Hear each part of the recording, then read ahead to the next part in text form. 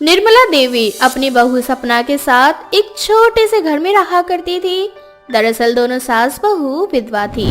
दोनों के सर से जब से पतियों का साया गया तब से और इनकी स्थिति खराब हो गई थी। सपना घर चलाने के लिए मजदूरी करती थी। ऐसे ही एक दिन सपना शाम को मेहनत मजदूरी करके घर आती है। तभी वो पीने का पानी लेने किचन में जाती है, मगर ज्यादा गर्मी होने के कारण पानी बहुत गर्म था। सपना को गर्म पानी पिया नहीं जा रहा था। तभी उसकी सास वहां आती है और कहती है, अरे बहू, बहुत ज्यादा गर्मी थी, इस वजह से ना पानी गर्म हो चुका है। अरे अब तो मटका भी काम नहीं कर रहा इस गर्मी में। लेकिन माँ जी, मुझे तो बहुत प्यास लग रही है और ये गर्म पानी तो पिया ही नहीं जा रहा। इससे मेरी प्यास नहीं बुझ रही। अरे तू चिंता मत कर, मैं ना अभी तेरे लिए ठंडा पानी लेकर आती हूँ। पड़ोस की नीलम है ना, उसके घर में फ्रिज है, थोड़ा सा पानी मांगूंगी तो दे देगी वो। इतना बोलकर सास पड़ोस की नीलम से फ्रिज का पानी मांगते हुए बोलती है, अरे नीलम बहन, जरा ठंडा पानी दे देना। दरअसल बात यह है कि मेरी बहू अभी काम पर से आई है और घर में ना पानी बहुत ही ज्यादा गर्म हो चुका है गर्मी के कारण, और ज्यादा गर्मी होने से मटका भी काम नहीं कर रहा। तुम अगर थोड़ा सा पानी दे दोगी तो थोड़ा भला हो जाएगा हमारा। अरे कोई बात नहीं, तुम रुको, मैं तुम्हारे लिए पानी लेकर आती हूँ। नीलम अपनी पड़ोसन निर्मला को ठंडा पानी दे देती है। ये लो ठंडा पानी, इस बार तो दे रही हूँ, आगे से ना ध्यान रखना, क्योंकि फ्रिज ना काफी महंगा है और ये अपने घर परिवार के लिए मंगवाया मैंने, ना कि आस पड़ोस वालों की मदद करने के लिए। तुम्हारा बहुत बहुत शुक्रिया, अब मैं दोबारा नहीं आऊंगी तुम्हारे पास।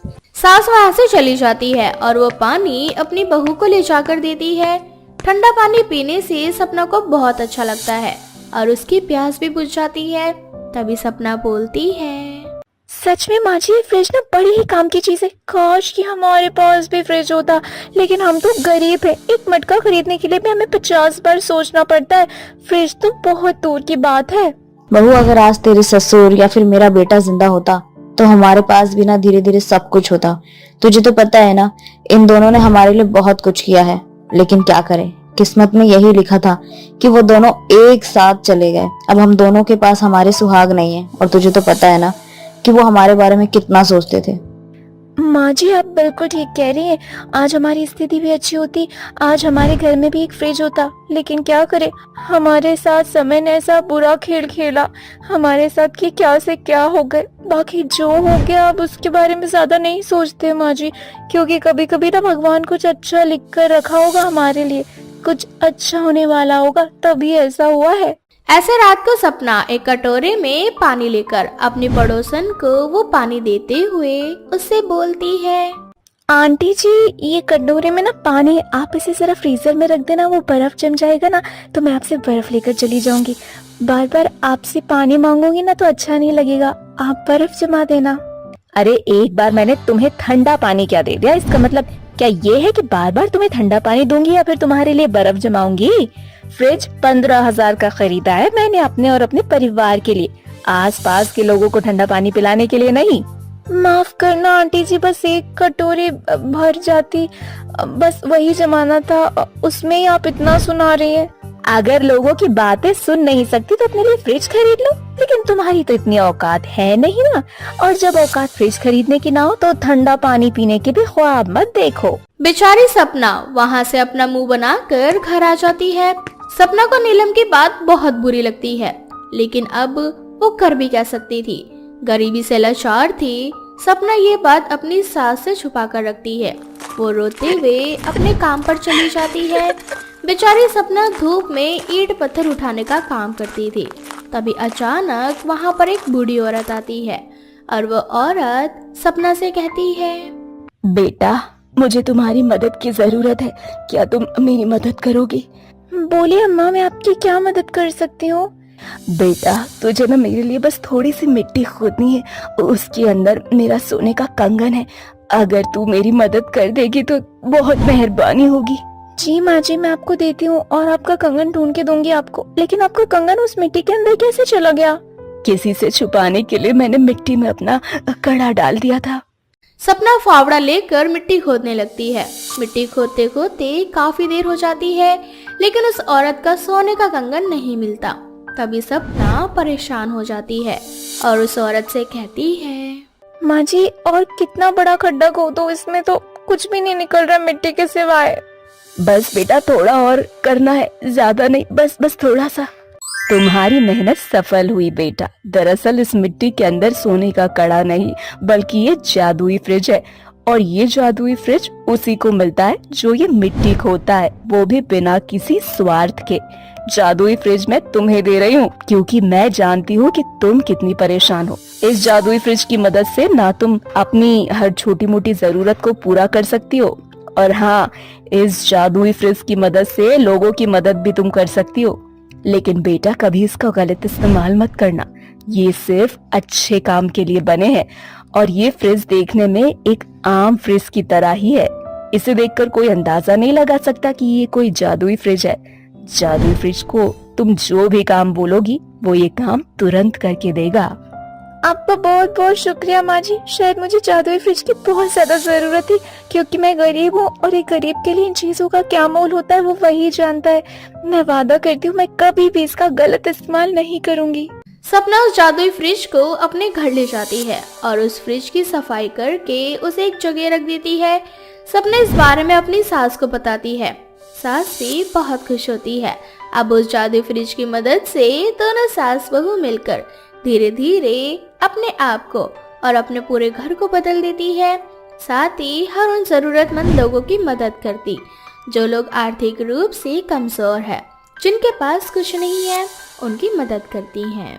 गरीब परिवार से था जो अपनी विधवा माँ सुमित्रा के साथ रहा करता था। क्योंकि सुमित्रा अक्सर बीमार रहा करती थी, इसलिए वो चाहती थी कि उसके मरने से पहले उसके बेटे अनिल की शादी हो जाए। अनिल बेटा, आखिर तू शादी कब करेगा? जब तेरी माँ इस दुनिया से चली जाएगी जब? माँ, तुम ऐसा क्यों कहती हो? अभी तो तुम्हें बहुत जीना है, अपने पोते पोती की शादी करनी है। बेटा 28 साल का हो गया है, उसकी शादी तो मैं करवा नहीं पाई, पोता पोती की कहाँ से करवाऊंगी? माँ, तुम मजाक बहुत अच्छा करती हो। बेटा मैं मारती भी बहुत अच्छा हूँ, लेकिन अब मेरी उम्र हो चुकी है, जवान बेटे के ऊपर हाथ नहीं उठा सकती। लेकिन मेरा बेटा ना जाने किस ख्यालों में डूबा रहता है, पता नहीं कब शादी करेगा। माँ, तुम फिर शुरू हो गई। मैं ऑफिस जा रहा हूँ। अनिल एक छोटी सी कंपनी में काम करता था। उसकी सैलरी से सिर्फ घर ही चल पाता था। बस यही वजह थी कि अनिल अभी शादी नहीं करना चाहता था।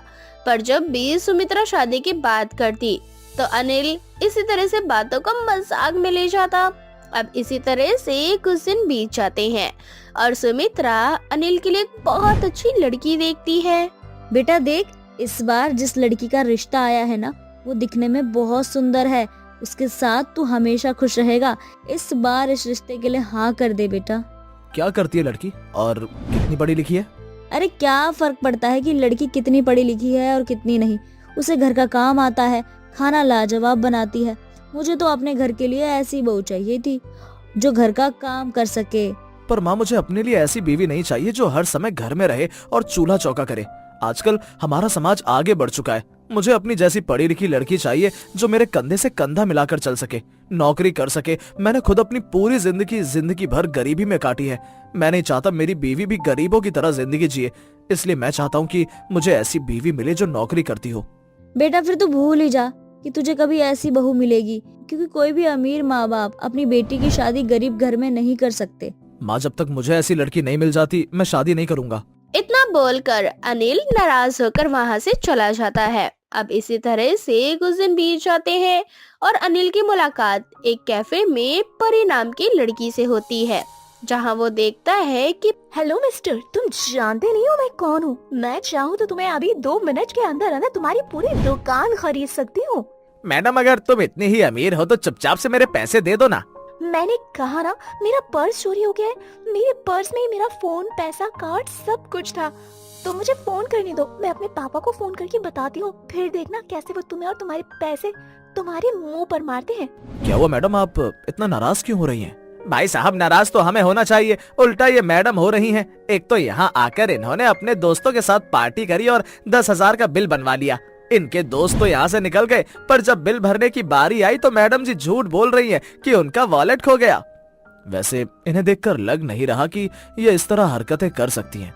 मुझे लगता है कि शायद मैडम बिल्कुल सही कह रही हैं। मैडम, आप मेरे फोन से फोन कर लीजिए। अब परी अनिल के फोन से अपने पिता को फोन करती है और सारी बात बताती है। कुछ ही देर में परी के पिता धनराज कैफे आते हैं। धनराज को देख कैफे का मालिक डर जाता है। माफ करना मालिक, मुझे नहीं पता था कि आपकी बेटी है। अगर मुझे पता होता तो मैं इनसे कभी पैसे नहीं मांगता। अभी तो तुम बड़े शेर बन रहे थे, क्या हुआ? मेरे पापा को देखकर भीगी बिल्ली बन गए। और मिस्टर तुम्हें थैंक यू अपना फोन मुझे देने के लिए। हमने अपनी बेटी का नाम यूं ही परी नहीं रखा है, वो सच में एक परी है। जहाँ जाती है वो जगह स्वर्ग बन जाती है। खुशकिस्मत हो तुम कि यहाँ मेरी बेटी पार्टी करने के लिए आई। कितने का बिल बना था? 10,000 का। हम तुम्हें 10 लाख देते हैं, जाओ खुश हो जाओ। साहब माफ करना, गलती हो गई, पर अब से मैडम कभी भी यहाँ आएंगी तो हम उनसे बिल नहीं लेंगे। इस तरह से परी अपने पिता के साथ वहाँ से चली जाती है और अनिल परी के बारे में सोचता रह जाता है और उससे दोबारा मिलने की इच्छा रखता है। कितनी अमीर लड़की है, काश कि मेरी शादी उससे हो जाती। हे भगवान, कोई करिश्मा दिखाकर बस एक बार और मुझे उस लड़की से मिलवा दे, बाकी का काम मैं खुद कर लूंगा। अरे बेटा, किससे मिलने की बात कर रहा है? माँ कोई जो हमारी किस्मत बदल सकती है। इतना बोलकर अनिल सो जाता है और परी के ख्यालों में डूब जाता है। अगले दिन अनिल फिर से ऑफिस जाता है और ऑफिस के ही काम से रेस्टोरेंट में अपने किसी क्लाइंट से मिलने जाता है, जहाँ एक बार फिर उसकी मुलाकात परी से होती है। ये तो वही लड़की है, मुझे इससे बात करनी चाहिए। इतना सोचकर अनिल परी से बात करने की सोच ही रहा होता है कि परी खुद अनिल के पास आ जाती है। माफ करना, कल मैं तुम्हें थैंक यू बोले बिना चली गई।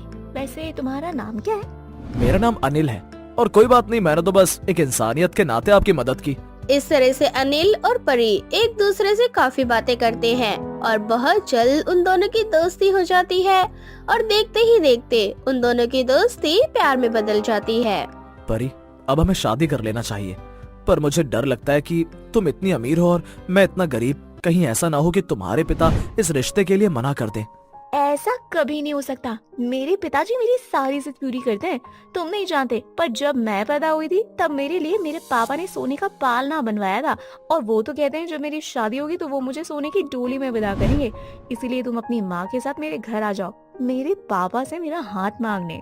अब क्या था, अब अनिल बिना कोई देरी करे अपनी माँ के साथ धनराज के घर पहुँच जाता है, क्योंकि धनराज अपनी बेटी से बहुत प्यार करता था, इसलिए वो इस रिश्ते के लिए हाँ कर देता है।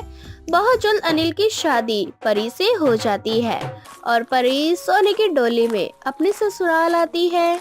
अरे देखो, सुमित्रा की बहू सोने की डोली में आई है। इससे तो मालूम पड़ता है कि उसकी बहू बहुत अमीर है। इनकी तो लॉटरी निकल पड़ी। अरे हाँ, सही कहा तुमने, गरीब घर की बहू सोने की डोली में आई है। अब सुमित्रा गरीब नहीं रही।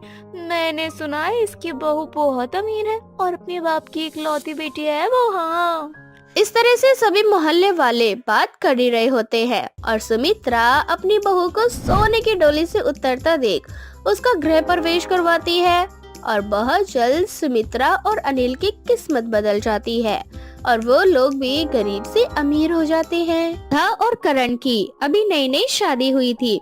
करण राधा से बहुत प्यार करता था, पर शायद राधा नहीं, इसलिए करण जब भी राधा के पास आता तो राधा उससे नाराज हो जाती या उससे दूर हो जाया करती। ऐसे ही एक रात करण घर आता है। ऑफिस का काम ज्यादा होता है, इसलिए वो घर पर भी ऑफिस का काम करने लगता है। राधा, मेरा खाना कमरे में ले आओ, आज मुझे बहुत सारा काम है। ठीक है। अब राधा खाना लेने के लिए किचन में जाती है। उसे कमरे में खाना ले जाता देख राधा की सास कोमल राधा से कहती है, बहू, आज तो खाना कमरे में ले जा रही है। करण आ गया क्या? हाँ माँ जी, वो कह रहे थे कि आज उनके पास ऑफिस में बहुत सारा काम है, इसीलिए खाना कमरे में ही खाएंगे। ठीक है बहू, वैसे मैं तुझे बुलाने आई थी। मेरे सर में दर्द हो रहा है, पर अब तू करण के लिए खाना लेकर जा रही है कमरे में, तो तू खाना ले जा, मैं दवाई खा लूंगी। अब कोमल अपने कमरे में चली जाती है और राधा करण के लिए खाना ले जाती है। करण खाकर एक बार फिर ऑफिस का काम करने के लिए बैठ जाता है और तभी अचानक से राधा की तबीयत खराब हो जाती है और वो उल्टियाँ करने लगती है। राधा, क्या हुआ तुम्हें? तुम ठीक तो हो ना? मैं ठीक हूँ करण जी, बस थोड़ा आराम कर लूंगी तो तबीयत भी पूरी तरह से ठीक हो जाएगी। नहीं, तुम्हारी तबीयत कुछ दिनों से ठीक नहीं है। मैं कल सुबह होते ही तुम्हें डॉक्टर के पास ले चलूंगा। मैंने कहा ना, मैं बिल्कुल ठीक हूँ। आप बार बार मेरे नजदीक आने की कोशिश करते हैं। मैंने आपसे कितनी बार कहा है कि मैं इस शादी को नहीं मानती। मेरी शादी आपसे जबरदस्ती करवाई गई है। मुझे आपसे दूर होना है, ना कि आपके नजदीक जाना है। इसलिए प्लीज आप मुझसे दूर रहा करो। इतना बोलकर राधा तो सो जाती है, पर करण के दिल को बहुत ठेस पहुंचती है। पर बेचारा करण करता भी क्या, वो किसी को भी अपना दुख नहीं बता पाता। अब अगली सुबह करण देखता है कि राधा बुखार में तड़प रही है। इसको तो बहुत तेज बुखार है। एक काम करता हूँ, इसे डॉक्टर के पास ले चलता हूँ। इसकी नाराजगी बाद में झेल लूंगा। माँ, मैं डॉक्टर के पास जा रहा हूँ, राधा की तबीयत खराब है। करण राधा को डॉक्टर के पास ले जाता है, जहाँ डॉक्टर चेकअप करते हैं। और कुछ देर बाद डॉक्टर करण से कहती है, कॉन्ग्रेचुलेशन करण, तुम्हारी वाइफ माँ बनने वाली है और बहुत जल्द तुम्हारे घर में नन्हा मुन्ना मेहमान आने वाला है। क्या राधा माँ बनने वाली है?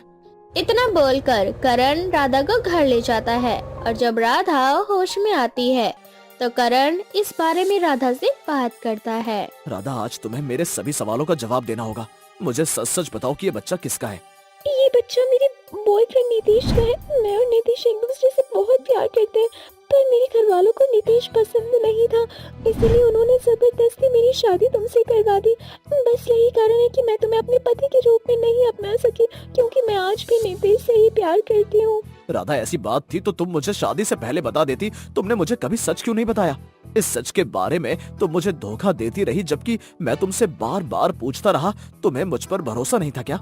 मैं डरती थी, अगर तुम्हें सच्चाई का पता चल जाता तो तुम मुझे छोड़ देते, और अगर तुम मुझे छोड़ देते तो मैं कहाँ जाती। मेरे घर वालों के साथ साथ तुम्हारी भी बदनामी होती। मैं अपने स्वार्थ के लिए तुम्हें बदनाम नहीं कर सकती। राधा का सर शर्म से झुक जाता है और करण को अपने कानों पर विश्वास नहीं होता। अब करण भी दूरियां बनाने लगता है। समय यूं ही बीतता जाता है और एक दिन नितेश डॉक्यूमेंट लेकर करण के घर आता है, जहाँ उसकी नजर राधा पर पड़ती है। नितेश को राधा के रोंगटे खड़े हो जाते हैं और वो अकेले में करण से बोलती है, करण, ये कौन है और ये हमारे घर क्यों आए हैं? राधा, तुम इतना घबरा क्यों रही हो? रिलैक्स हो जाओ। ये हमारी कंपनी का न्यू एम्प्लॉय है। ये बस यहाँ मुझे ये जरूरी डॉक्यूमेंट्स देने के लिए आया था। इतना बोलकर करण वहाँ से चला जाता है। नितेश को पता चल चुका था कि राधा कहाँ रहती है, इसलिए नितेश बार बार किसी न किसी बहाने से करण के घर आने लगता है और राधा से बातें करने की कोशिश करता है। नितेश, तुम ऐसा क्यों कर रहे हो? बार बार मेरे घर आते हो। जानते हो ना, मेरी शादी हो चुकी है। अब हम दोनों एक साथ नहीं रह सकते। राधा, तुम शादी करके खुश हो या नहीं, ये मैं नहीं जानता, पर मैं तुम्हारे बिना खुश नहीं हूँ। मैं आज भी तुम्हारा इंतजार कर रहा हूँ। मैं तुम्हारे बिना नहीं जी सकता। तुम्हें क्या लगता है नितेश, मैं खुश हूँ तुमसे दूर होकर? तुम नहीं जानते मैं यहाँ एक एक दिन कैसे गुजारती हूँ। पर देखो, भगवान के लिए अब यहाँ से चली जाओ।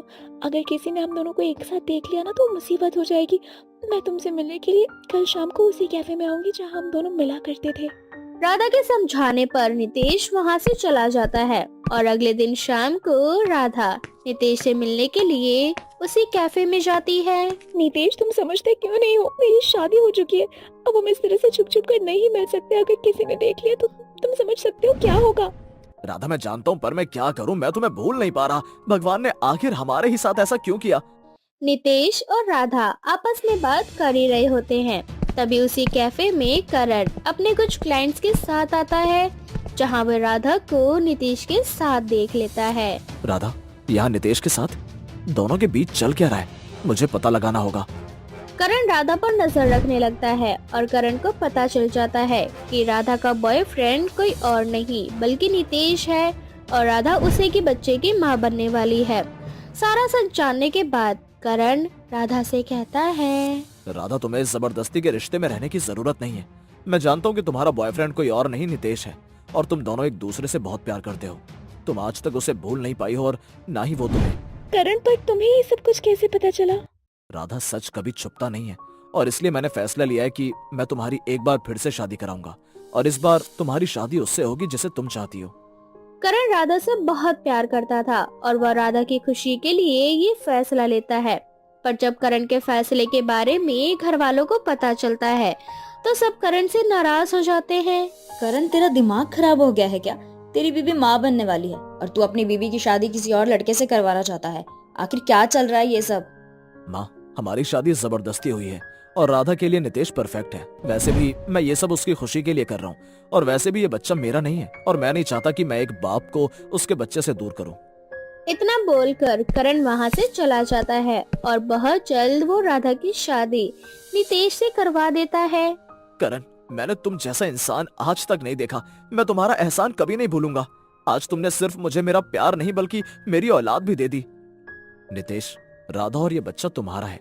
मैं तुम्हारे बीच में नहीं आना चाहता, इसलिए मैं तुम दोनों के रास्ते से हट गया, और अब अपने छोटे से परिवार के साथ खुशहाल जिंदगी जी सकते हो। नितेश से शादी करके राधा अपनी जिंदगी की नई शुरुआत करती है और बहुत जल्द राधा एक बहुत ही प्यारी सी बच्ची को जन्म देती है, जिसके बाद वो पुरानी सारी बातों को भूल जाती है। राधा और करण की अभी नई नई शादी हुई थी। करण राधा से बहुत प्यार करता था, पर शायद राधा नहीं, इसलिए करण जब भी राधा के पास आता तो राधा उससे नाराज हो जाती या उससे दूर हो जाया करती। ऐसे ही एक रात करण घर आता है। ऑफिस का काम ज्यादा होता है, इसलिए वो घर पर भी ऑफिस का काम करने लगता है। राधा, मेरा खाना कमरे में ले आओ, आज मुझे बहुत सारा काम है। ठीक है। अब राधा खाना लेने के लिए किचन में जाती है। उसे कमरे में खाना ले जाता देख राधा की सास कोमल राधा से कहती है, बहू, आज तो खाना कमरे में ले जा रही है। करण आ गया क्या? हाँ माँ जी, वो कह रहे थे कि आज उनके पास ऑफिस में बहुत सारा काम है, इसीलिए खाना कमरे में ही खाएंगे। ठीक है बहू, वैसे मैं तुझे बुलाने आई थी। मेरे सर में दर्द हो रहा है, पर अब तू करण के लिए खाना लेकर जा रही है कमरे में, तो तू खाना ले जा, मैं दवाई खा लूंगी।